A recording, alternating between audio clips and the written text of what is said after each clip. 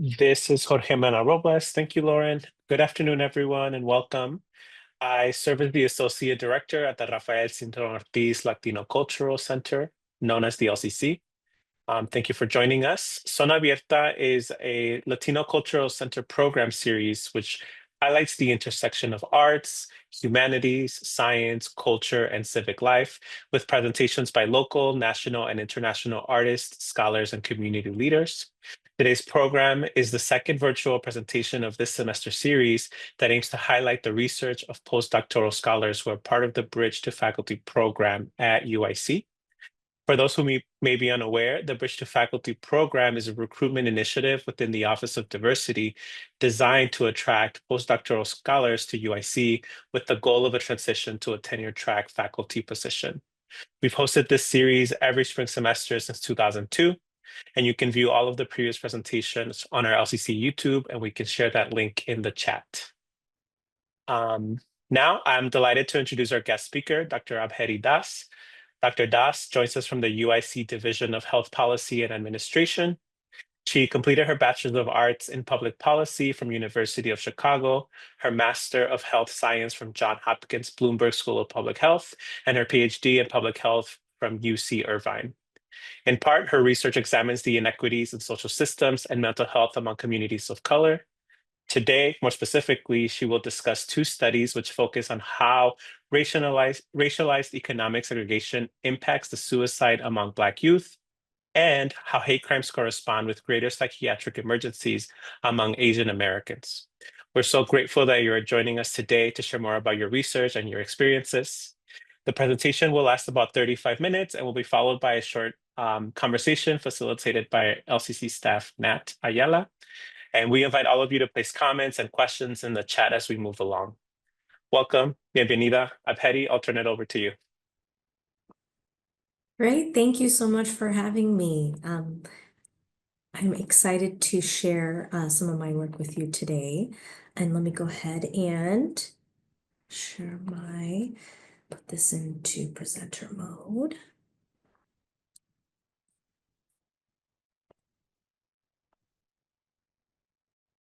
Okay, can you see my slides?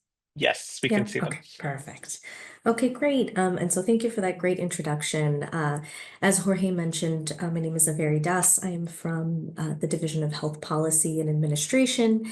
And today I will be talking about some of my research studies that I've done in the areas of social systems and mental health in communities of color. And first, I'll start by telling you about my broader research program and how I started in this area of work. And then I'll go into further depth into the two studies that I've worked on, and then we'll have some time for Q&A. So when I first started my graduate's training, I came across this particular framework. And just despite how many arrows there are, and there are quite a few arrows, it made a lot of sense to me. And because discrimination was created and maintained by this connected web of social systems, such as education, labor, criminal justice, and housing that work together. And this was developed by a sociologist named Barbara Reskin. And she's theorized that the subsystems reinforced each other. And for instance, involvement in the criminal legal system may result in greater discrimination in housing or the labor market. And so this is what I look like in my office, kind of saying like, it's all connected, because it is all connected.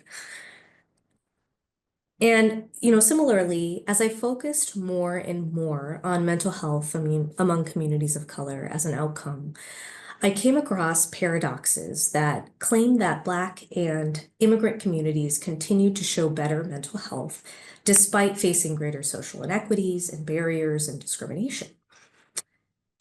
And these paradoxes kind of challenge the expectations of stress theory that greater exposure to stress and less access to treatment or coping can indicate increased risk of adverse mental health. Additionally, there's evidence out there showing otherwise. Work among epidemiologists show that in nationally representative samples, Black Americans tend to have greater depressive symptoms than non-Hispanic white Americans. And then in the same vein, among sociologists, work that's looked at diagnosis of depression, when you do it by not only looking at clinical diagnoses using the DSM-5, which is the kind of the guidebook as to what diagnosis you receive, in addition to semi-structured interviewing, finds that when you do semi-structured interviewing, you find that Black Americans tend to show greater depressive symptoms than non-Hispanic whites. Relatedly, in Asian American populations, Asian Americans often underreport mental health symptoms due to stigma, cultural expectations, and often display greater psychosomatic symptoms, so more physical symptoms than other race ethnicities. And so the race discrimination system, coupled with evidence that showed otherwise for mental health among communities of color, brings me to my research, which aims to show that social systems degrade the mental health of communities of color through inequitable policies and resource allocation. And so that brings me to my first study, in which I looked at racialized economic segregation and Black youth suicide in the US. And there's not really a cup of coffee that can wake you up like a tweet from our current POTUS, Donald J. Trump. And this tweet reads, "I'm happy to inform all of the people living their suburban lifestyle dream that you no longer will be bothered by or financially hurt by having low-income housing built in your neighborhood." And sentiments like these from powerful elected officials, as we've seen over the past few months, can have quite the impact, right? Racialized economic segregation is one example of place-based structural racism in which there's spatial concentrations of minoritized residents who are living in poverty. In US history, this primarily occurs among non-Hispanic Black populations, and it reflects the inequitable distribution of resources and power that results from a number of things, including discriminatory housing policies, de jure segregation, redlining, housing covenants, and then as well as racialized violence towards individuals who tried to live in other neighborhoods. And this has perpetuated the transmission of area level poverty in low-income Black communities. And so frameworks like the place stratification framework say that individuals in power can utilize their means to constrain residential mobility for racially minoritized groups and maintain that separation through discriminatory processes, which then contributes to the transmission of poverty. Powerful groups can manipulate space to maintain their physical and social separation from groups that they may view as undesirable. And now there are various ways in which residential segregation can be measured, right? There are different indices such as the index of dissimilarity, isolation index, the ICE index, which is the index of the concentration of the extremes. And that last one actually allows for you to measure not only racial residential segregation, but also economic segregation and how the two play together, right? Work together. Excuse me.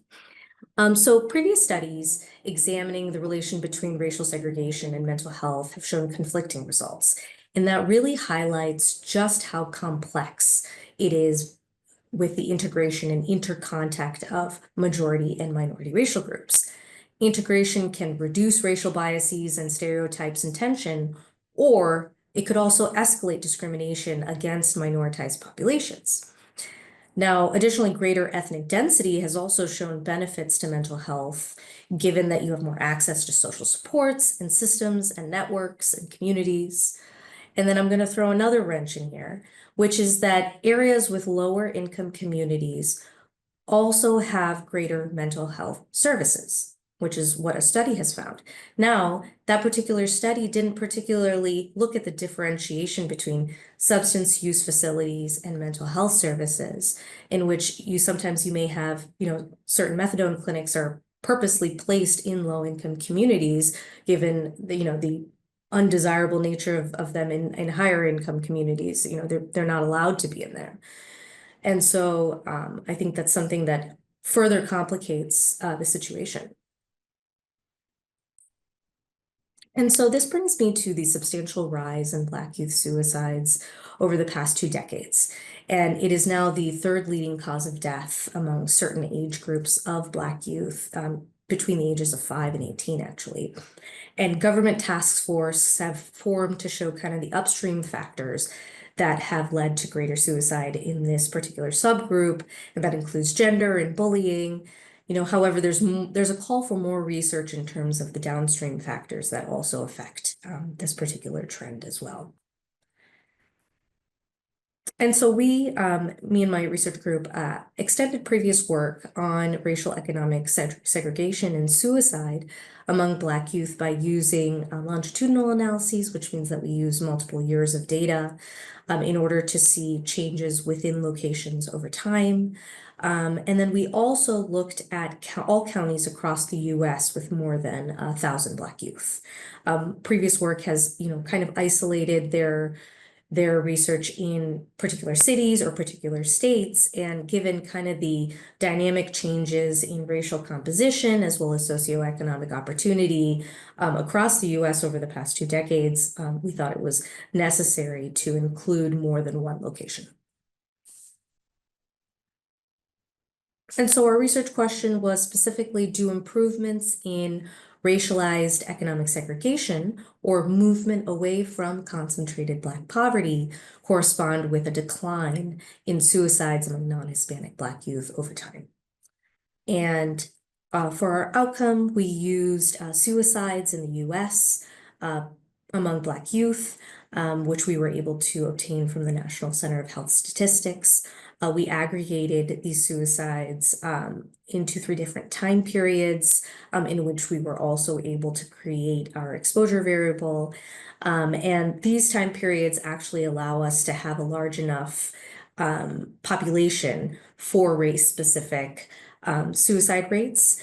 And because suicide is actually considered a rare event in epidemiologic research, which is a good thing, it's a very good thing. However, it was necessary to kind of aggregate these years into certain time periods. And you'll see here that suicides per 100,000 population among Black youth shows a pretty steep increase over the last 20 years. It almost doubles between 2000 and the last time period, 2014 to 2018. And as our exposure, as I mentioned, we use the index of the concentration of the extremes, which is called ICE race income. And we calculated this using data from the American Community Survey, in which we subtracted the number of Black households within a certain county below the 20th percentile of income from the number of white households in that same county above the 80th percentile of income. And we use state-specific thresholds for income because, $50,000 in California, very different from $50,000 in Alabama. And then we divided that number by the total number of households within that county. And this bounded our exposure variable to -1 to 1, as you can see here in the graph. It's a little difficult to interpret, but -1 means more concentrated non-Hispanic Black poverty within a certain county, and +1 indicates essentially concentrated non-Hispanic white wealth. And then over time, in our 3 different time periods, you'll see that it's pretty stable. It increases slightly towards the last time period, and then there's a little bit more, there's a wider range in that last time period as well.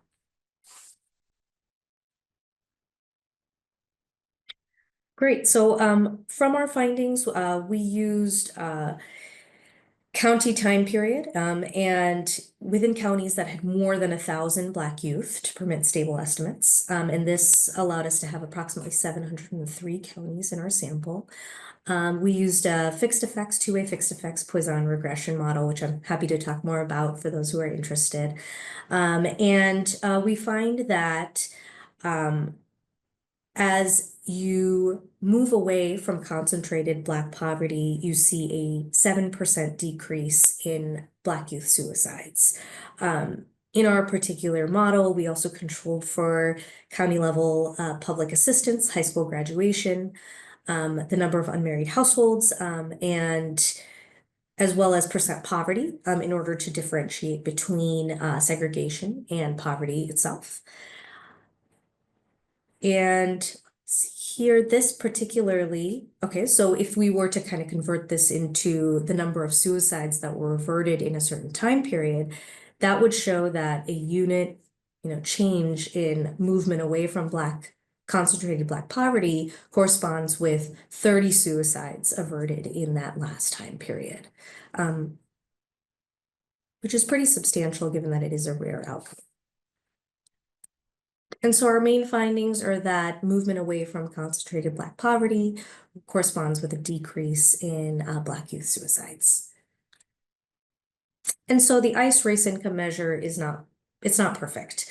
It does allow for you to look at not only racial residential segregation and also economic segregation, but it doesn't allow for income gains among non-Hispanic Black communities, and only shows gains in wealth among non-Hispanic white communities.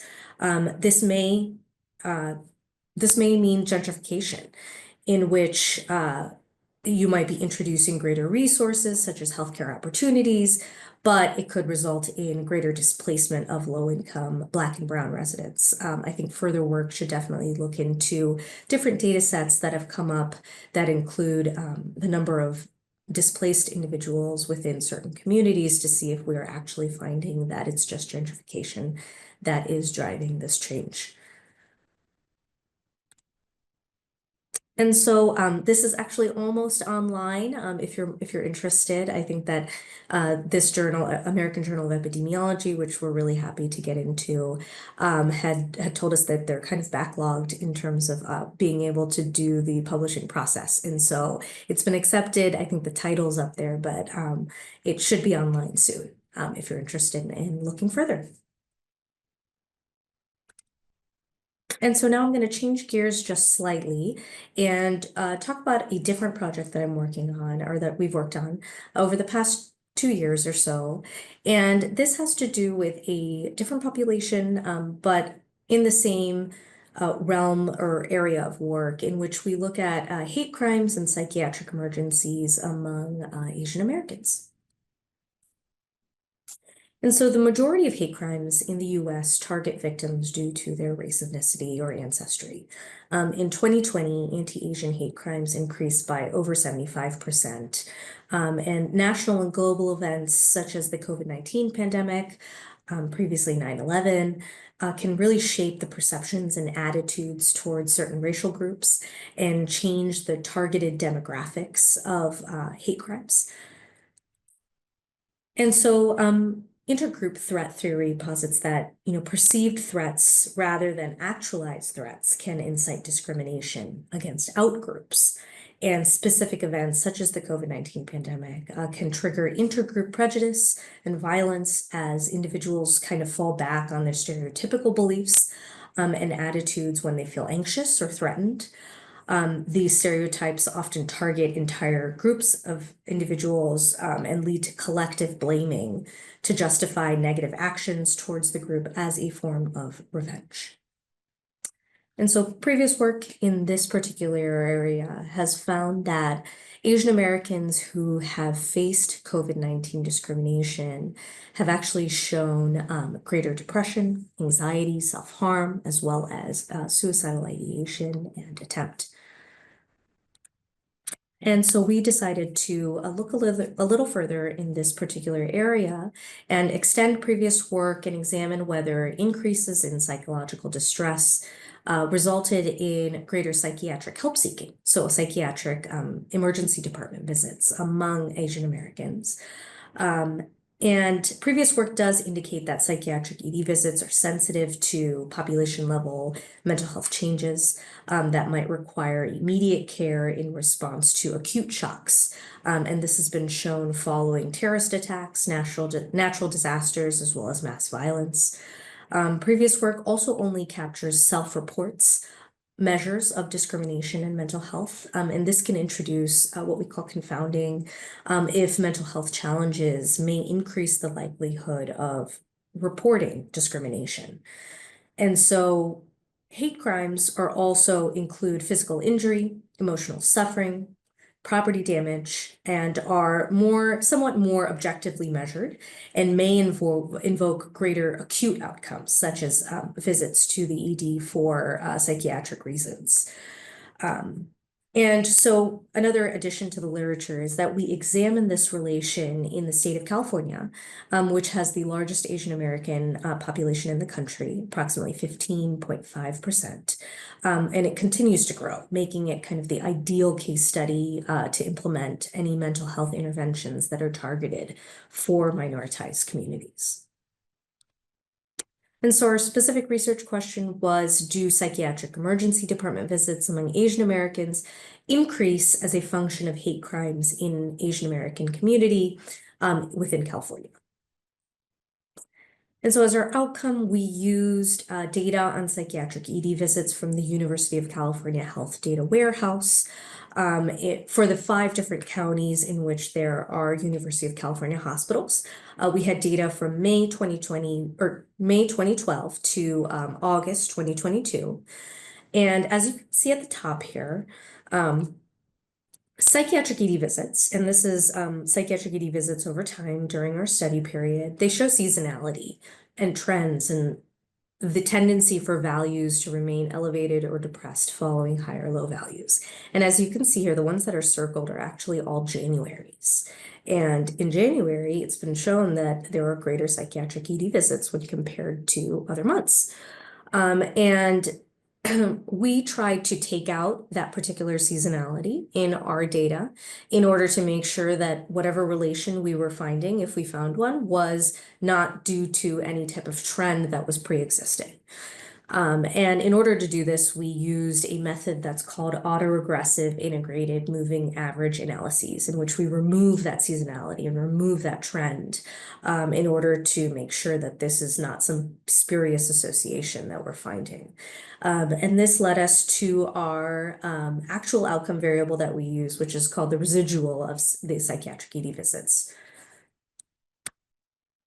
Here we have the exposure variable, and as you'll see here, there is a very steep increase in hate crimes among Asian Americans in 2021, and that's somewhat around the same time as when California reopened. There was like the societal reopening kind of started to happen, and which is why that there might be a little bit of a delay between the actual pandemic in March of 2020 and then the spike in hate crimes.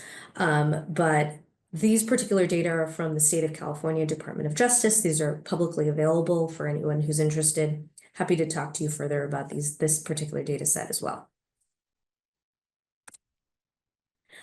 So we controlled for psychiatric ED visits among non-Hispanic whites during the same time period.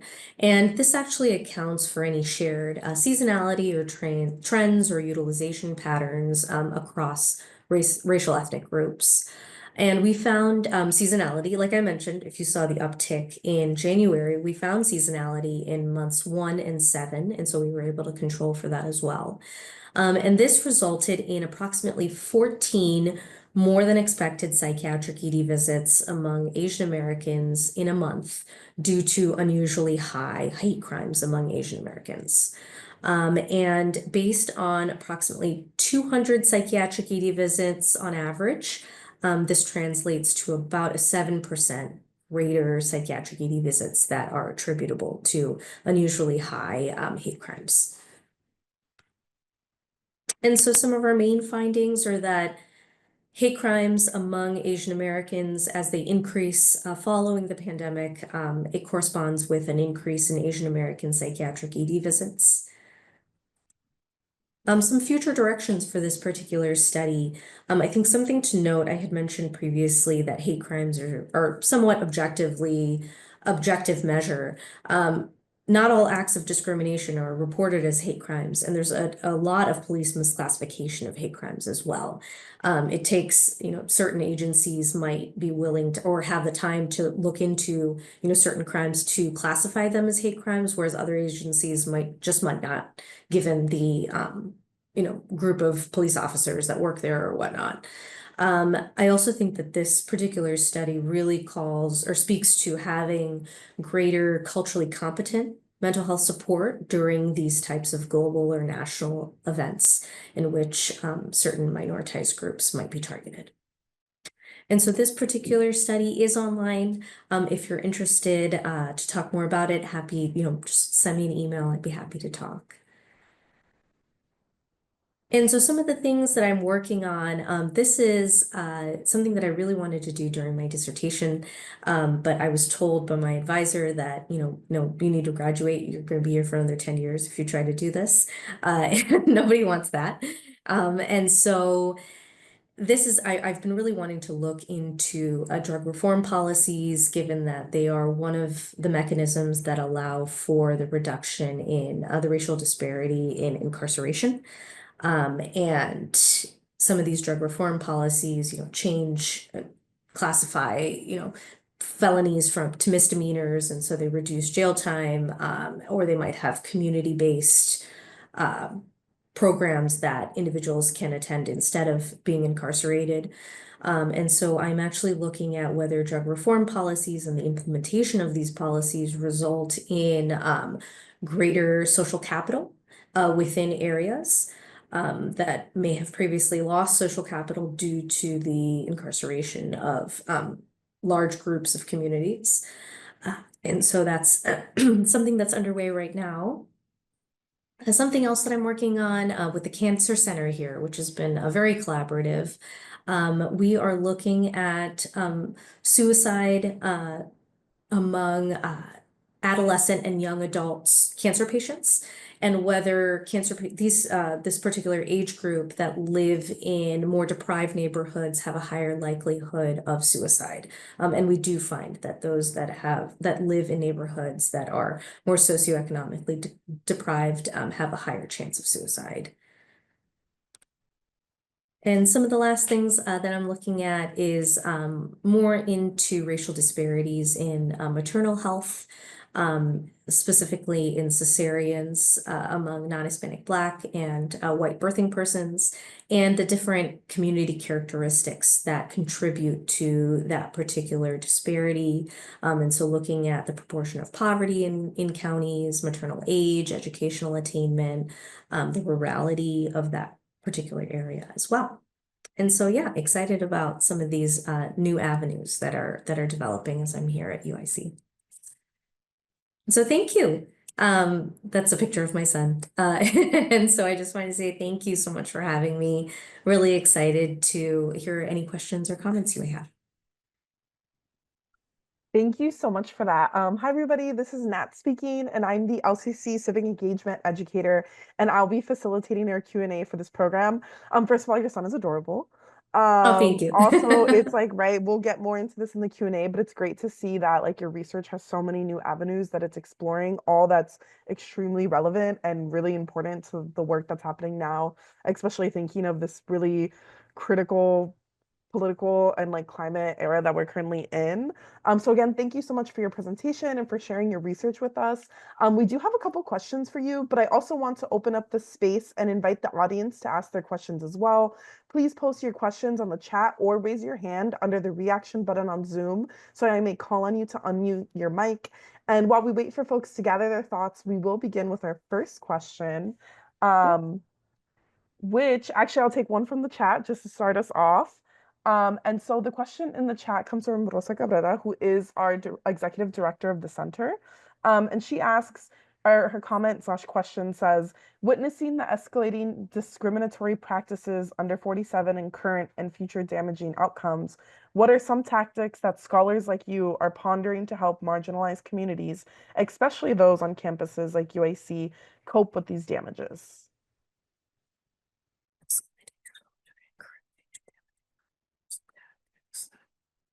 It's a great question. This is it's a really difficult time, I would say, for students, faculty, public health, just a time where rights are being taken away, funding is being taken away. And I have found So currently I'm teaching a class, and please tell me if I'm not answering this question, but I'm currently teaching a class called Health Policy Analysis, and I have students in there, and it's been really nice. They get to pick their policy and their area of public health that they want to do an analysis of. And so they first pick a public health problem. They then look at, a specific jurisdiction. So I have a group that's looking at food insecurity within the state of Illinois, right? And so it's, I think, discussing these topics, even though, we might not be able to get funding for it. I don't think that the current federal government would fund any of my work that I just presented, which is totally fine. They probably wouldn't even look at it.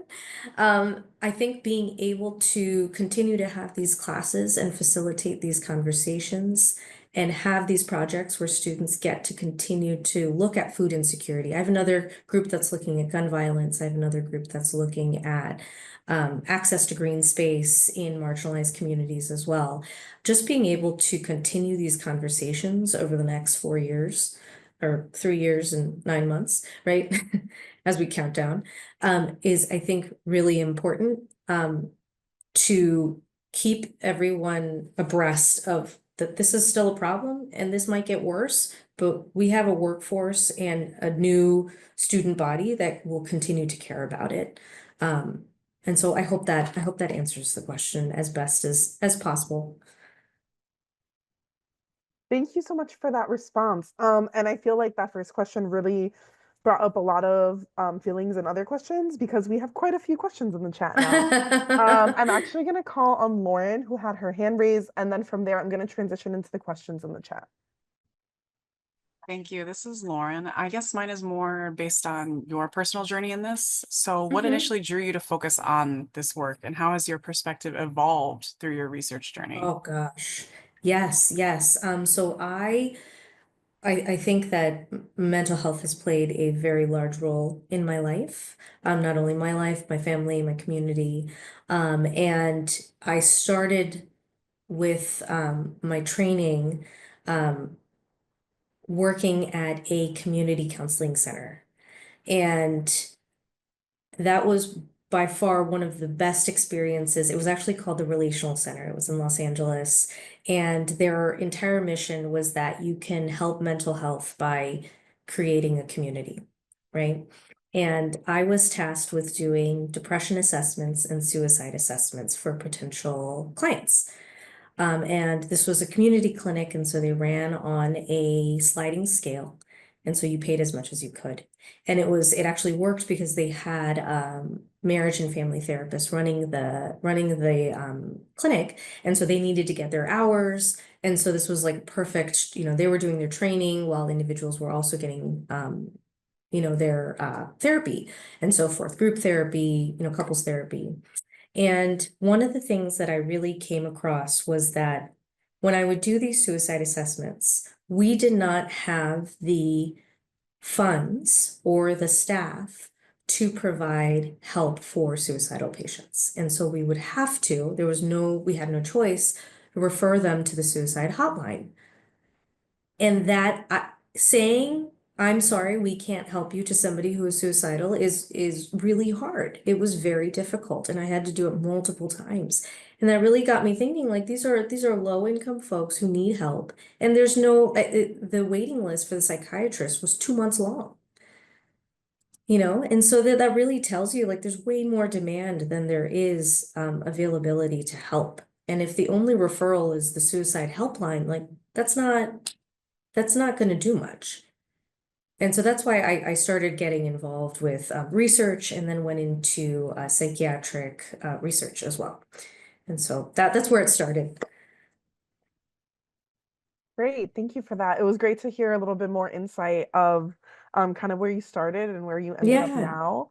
And it also relates to our next question, which comes from Jocelyn in the chat, where she asks, what advice would you give to a student interested in pursuing research in this field? Oh gosh, reach out to a professor. Just reach out to a professor because I'm sure they have a project that they want to work on and they need more hands on deck. And And I know all the professors in my hallway need help. So just send us an email, shoot us an email, and we'll put you to work. And see and try to tailor it to your what you can get out of it too, right? Because students need samples, they need, published papers or so forth. And so I think that just reach out to us. Let us know. Great, thank you for that. I hope that encourages some students to reach out. Yeah. If not all, faculty are, you can find their emails on the UIC websites. And so now I'm going to ask this next question, which comes from Amber, also in the chat, which asks, can you expand on the maternal health disparities, evidence-based contributing factors, specifically for rural residents? Yeah, definitely. So I'm looking at a specific type of birth outcome, which is low risk cesarean births. And this is, it's a objective for Healthy People 2030 to reduce low risk cesarean births, which means that birthing people who go in and don't need to have a cesarean are getting cesareans. Now, cesareans can be beneficial to the mom and the baby if clinically indicated, right? However, they actually contribute to greater maternal mortality. There can be a lot of complications like infections. And so this is something that there's also a very large racial disparity, I think, in that, as well as other birth outcomes, given the experience of Black birthing people going to hospitals and getting care in healthcare in general. But what I'm trying to do is use a specific econometric method, which is really cool, but I can talk about it more if you want me to. Sometimes I can be a little dry, so I won't go into it. And what it does is that it kind of dissects what are how much do certain county level characteristics, how much do certain individual level characteristics contribute to this particular health disparity. And you'll find that greater hypertension among birthing people, as well as gestational diabetes, age is a huge factor. Percent poverty within a specific area, the number of hospitals that are in a specific area, that can also contribute as well. Thank you so much for that. And now we keep getting these questions, which is great, but keep letting us know in the chat. But another question that we have that comes from Jorge is there research or can you speak to the impact of the police killings of George Floyd in 2020 and the COVID-19 2020 pandemic have on Black Americans and mental health as a compounding effect with everything else you've mentioned, like poverty since 2020? Yeah, definitely. So I've looked at more broadly, not specifically the George Floyd police killing, but looking at police killings among Black Americans and whether that leads to greater psychiatric emergencies.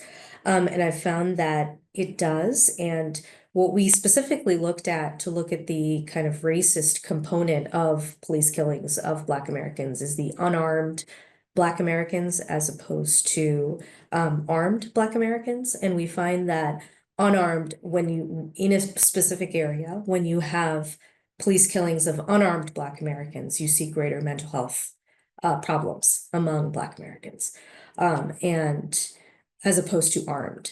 And so that was specifically, I know that there's some other work, I forget their last name, but I know that there's a paper in proceedings for the National Academy of Sciences that looked at the police killing of George Floyd and then looked at mental health in Black communities following that. And they did find an uptick in mental health symptoms.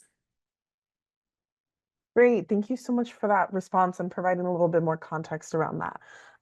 Another question we have, it comes from Rodrigo in the chat where they ask, would you consider your research to be sociological research or psychological research or both or something else? Like, now that you're kind of giggling to this response, I guess where do you place your research in terms of academia? I think that I love that question because I am such a hybrid of so many disciplines. I am, my training or whatnot is, I was a public policy undergrad, and so I have a policy interest, but more like social policy as opposed to health systems. and like, pricing of health insurance and all that stuff that sometimes you'll find in, health policy departments. But I really kind of tend to love the sociological theory and the ethnographic work that, a lot of the work that in like incarceration, you'll find that there's some really great ethnographies and sociological and anthropological work that's been done in that area. And so that kind of motivates my quantitative work. But I would say I'm so many things. I don't know, sometimes I'll call myself a social scientist, I guess. Great. Thank you so much for that. I'm going to ask one question. I see the question in the chat, which we'll get to after. I'm going to ask one more, which directly relates to what you just sort of talked about. Mhm. But considering your work is so interdisciplinary, what gaps in current literature or data collection on mental health inequities do you think are the most urgent to address? Ah, Which I'll also put like, in the chat so that you can read as well. yeah. So what gaps in data collection? Yeah, so what gaps in current literature or data collection on Oh, mental health inequities do you think are the most urgent to address, especially considering it sounds like you pull from such a range of disciplines?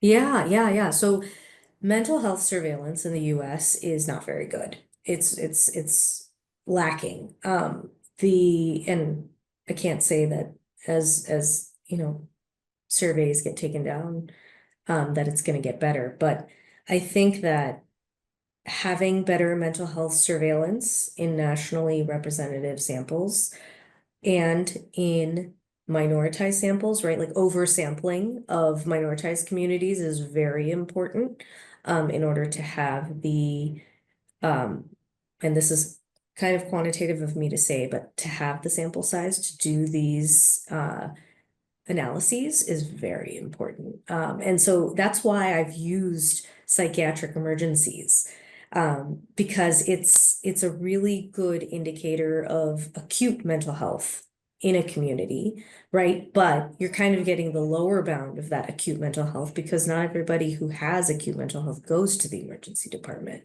So you're using what is available, right? And so when you get psychiatric ED visit data, which is, also very expensive. So there's a barrier to using that data. You are really trying to capture the mental health surveillance that's not really available. Great, thank you for that reply. Which also directly connects to another question that we have in the chat that comes from Charity, who is a current sociology PhD student. And they ask, does your research touch on the built environment at all? I'm a sociology PhD student interested in the intersection of movement, place, and health. Connecting to the suicide project made me think of the association between air pollution and increased prevalence of depression and the disproportionate presence of lead exposure in communities of color, which is very relevant to our communities here in Chicago.